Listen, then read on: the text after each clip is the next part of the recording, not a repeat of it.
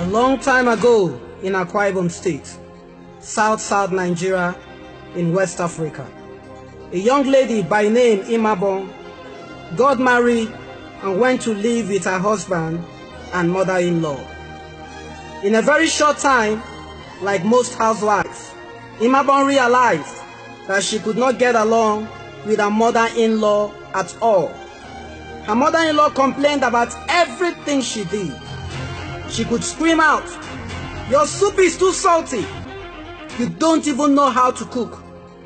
Or you're just another man in the house. 3 years after marriage and no fruit of the womb. My son married a man." Sometimes she would say, "My son never listens to me again.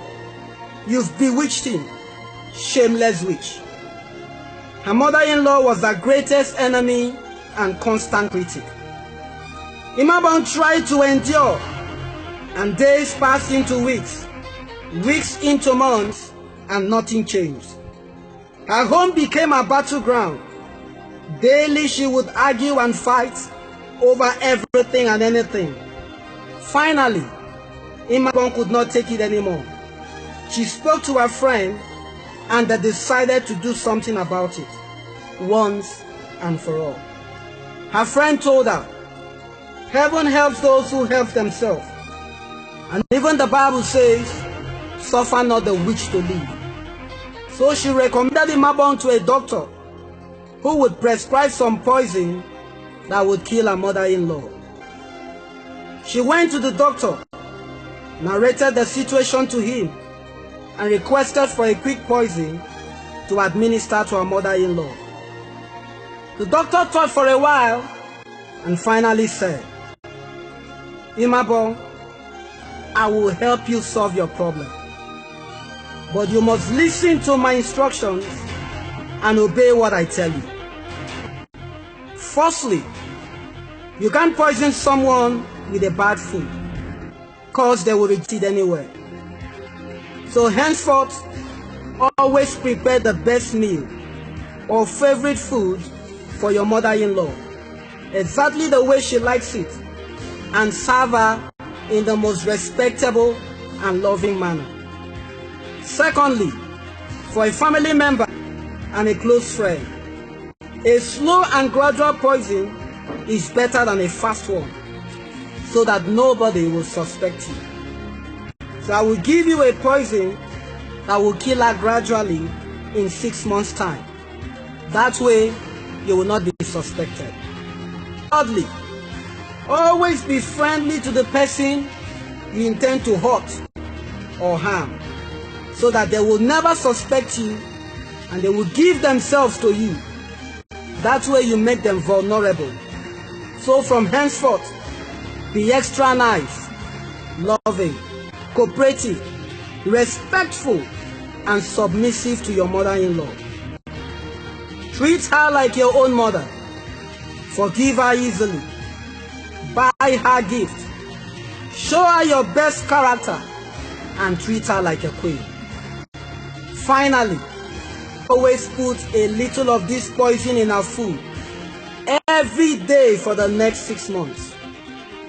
IMABONG thanked the doctor. She took the pills, went back home, and started to hatch her plot to kill her mother-in-law. Past weeks went by and turned to months. Every day, IMABONG gave a special treatment to her mother-in-law. She cooked her food and she served her. She obeyed her every instruction, treated her like her, and never argued with her. And one day, her mother-in-law called her and said, "Daughter, come here. I want to speak with you." Tears welled in her eyes. She couldn't believe it. And she asked herself, did she just call me daughter? Or is this a mistake? With tear-filled eyes, she walked to her mother-in-law's bedroom. The mother-in-law looked her in the eyes and said, "Daughter, I know I've been very harsh on you, and I've been you. But I now realize my mistake. You are not as wicked as I thought. Please, forgive me. IMABONG embraced her and she sobbed. She wept uncontrollably.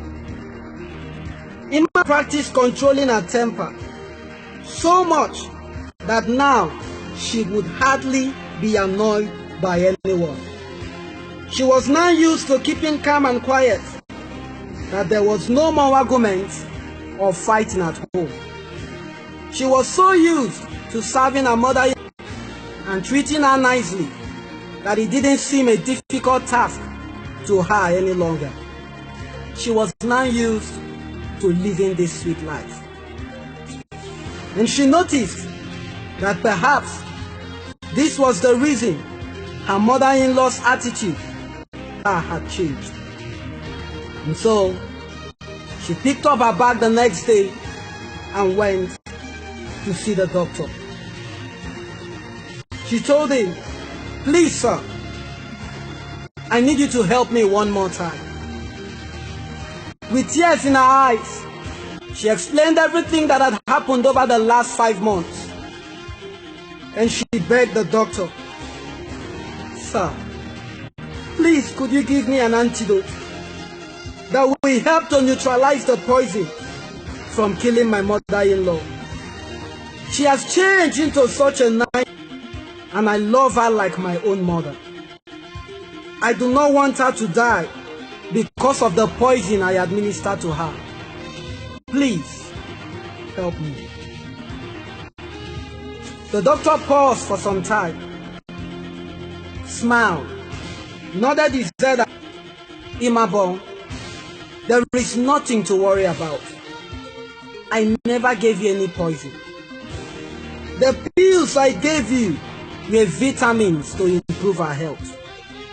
The only poison was in your mind and your attitude towards her. But that has been washed away by the love which you gave to her. Everything responds to your attitude. There are no good persons and there are no bad persons. Your best friend is someone else's worst enemy. Beat is like cancer. It feeds on the host, but anger is like fire. It burns up the house, its owner, and everything in it. It is wise to direct your anger towards the problem, not people. Focus your energies on answers, not giving excuses. Learn from this story. Holding anger is a poison. It eats you from the inside. You may think that hating someone is a weapon that attacks the person who has harmed you. But the truth is, hatred is a curved blade, and the harm that it does to the holder. Anger is an acid that will do more harm to the vessel in which it is stored than to anything or. An eye for an eye will only make the whole world blind. Always object to violence as a means to solving problems, because when it appears to do good, the good is only temporary. The evil it does. Thank you.